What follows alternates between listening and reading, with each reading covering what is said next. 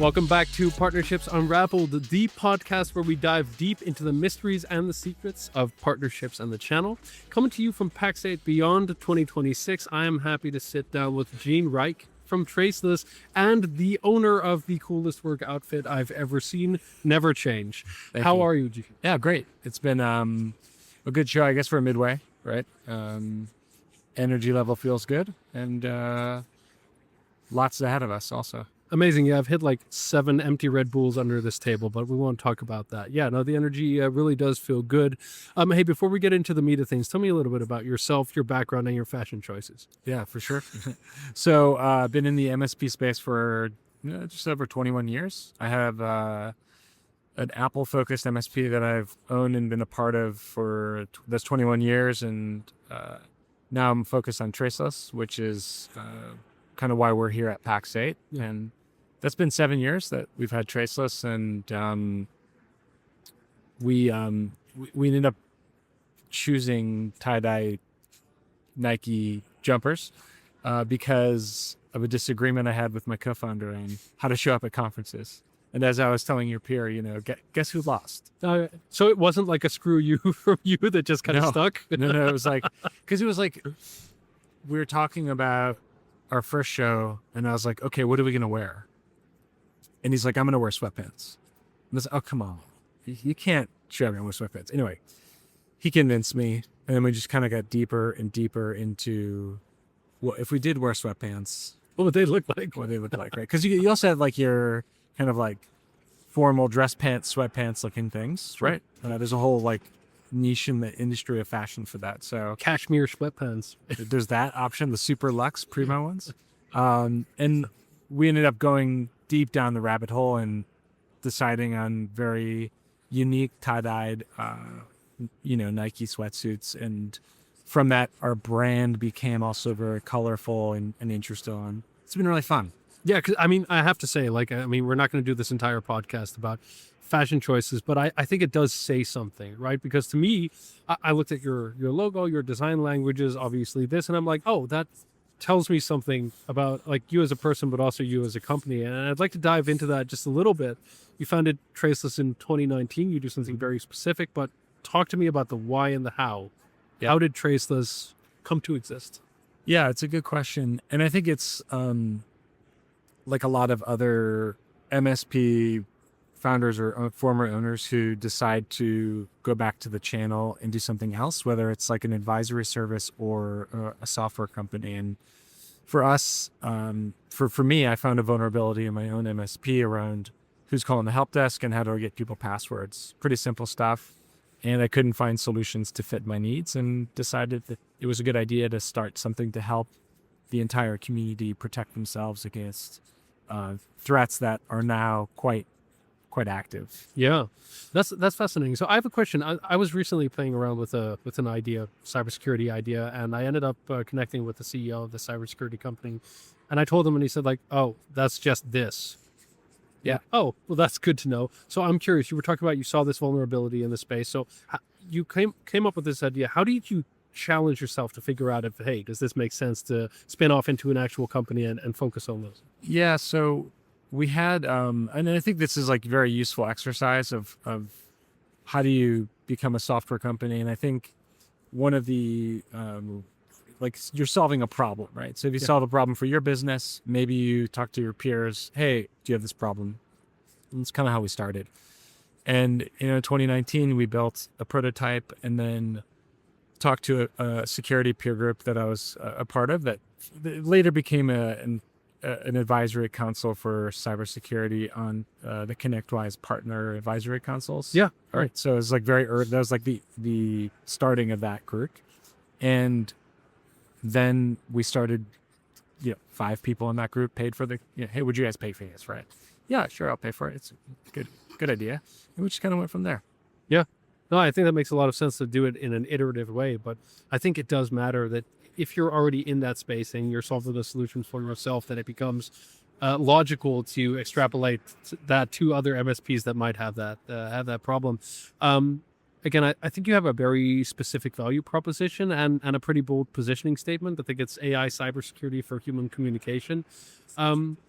How did that kind of product evolve from those first days of like the 5 MSPs saying, "Hey, that's interesting to me," to where you are now 7-ish years later? Yeah. So I think it's like when we started, it's like, okay, we have a problem and we're just going to fix it. Yeah. And then kind of zooming out, like, well, what actually is this problem? And what we realized, it's the problems were due to the change of how people were working. So instead of everybody one-to-one email or phone call, we were using ticketing systems. Sure. Yeah. Right. And then the threat landscape hadn't evolved, and neither had the protection layer around that communication platform. Now we're seeing most of the headline prevalent attacks are on service related orgs or systems. Yeah. Right. So we're here. And we started looking also, Slack and Teams, like look at the adoption rate and look at maybe the protection or lack thereof. And then we have AI and voice AI kind of coming in. That's also now changing how we communicate. And I think there's a similar overlap of concerns that we see at Traceless that we think hold value in those spaces. Yeah, I think that makes sense. One challenge that potentially, maybe this isn't a challenge at all, you can help me out here, is like if you're talking about help desk employees, right? They're obviously inundated with calls and tickets and messages all day. How do you then enable them to understand this different way of working and basically focus on the human risk management side of things, like to enable these tools to actually work so that the point of failure isn't the people? Yeah, it's hard, right? Because the joke, an MSP joke is like, what was wrong with so and so, the CEO of that company? Oh, it was a 8th layer problem, or it was a problem between the user and the keyboard. Yeah, right. And so much of the challenge, no matter how many tools that help and do great things, that will always kind of be the last mile. And so I think training and adopting operational SOPs in your side of your company or MSP are kind of like where it starts, regardless of a tool that you might buy or not buy. I think it starts with that. Understanding the risk profile and the importance of that person's job and to their customers, and also educating your customers. Like, how do you make sure your customers expect another layer of security on their service? Yeah, that it doesn't just seem like, oh, I have to do this another thing to manage my tool. Oh, I already have MFA. I already have all this stuff. Like, yeah, it's a lot of awareness and engagement, I think, on that side. And I think it can be tricky, but the picture you paint here, it makes so much sense to me. It seems so easy to do phishing attacks through help desks that I'm like, wow, I've never really actively thought about that before. And I think a lot of companies probably haven't either. Yeah, and I think what we've tried to do is make it easy to implement, easy to buy, and easy for the people who are using the tool to use the tool. Make it like, and that's a kind of, one of the challenges that I had as an MSP is how do you get people to adopt new stuff? Yeah. And by putting it in places where people are working, putting it where they're working, using tools like Microsoft Authenticator or Duo Okta that they're already using, so they don't have to get all their customers to install a new thing or change the way that they're working, but to do something impactfully more secure in an easy way has kind of been our focus to like, then if you have all these SOPs and people understand, you still have to make it easy for people to use and adopt. Yeah, and I think also for the people that actually use these solutions, they don't want to be tricked. They don't want to be spoofed. They don't want to be phished, right? It's also a bit of like, hey, I want to do my job effectively, and I don't want to screw over the company I worked for just because I didn't really check if someone was the person they said they were, and I gave them their password back, Yeah, and I think as much as we're like been doing this for 7 years, we still feel early at times because people don't have to make this decision, right? It's a voluntary choice to be a little bit more secure, in this area, or a lot more secure. But anyway, you look at everything; it's just another thing that people have to adopt. So I think that's been the challenge, respectfully, to the MSPs out there. It doesn't change the threat, but it's still a thing. Yeah, and I can imagine, but I mean that is only the case until a massive breach happens through a similar related process, right? Yeah, and if you look at a lot of the newsworthy headline breaches, a lot of them, most of them, revolve around IT impersonation, help desk attacks, help desk system attacks, data exfiltration from help desk systems. So it's out there. I just don't, we're trying. And we're also trying, right? We're trying to, I think when you think about like the branding stuff that you mentioned, Yeah. we've always like decided, okay, in security, you can have two approaches, or you can have a few, right? But a very common one is like fear, death, and uncertainty. And we've tried not to be that as our like go-to-market strategy. Yeah. And instead it's like, hey, maybe you could be healthier if you adopted Traceless, right? It would make you better.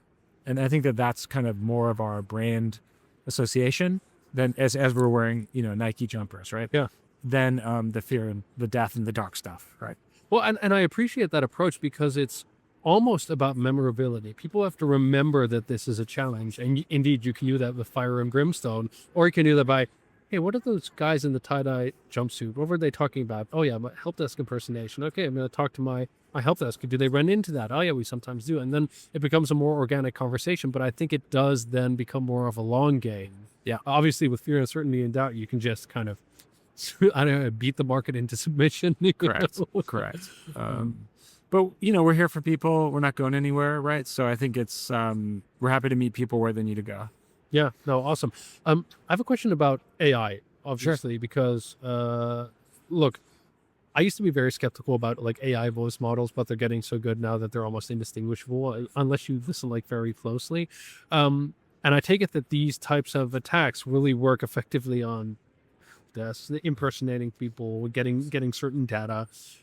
So how are you adopting the Traceless model to combat these types of AI-driven threats?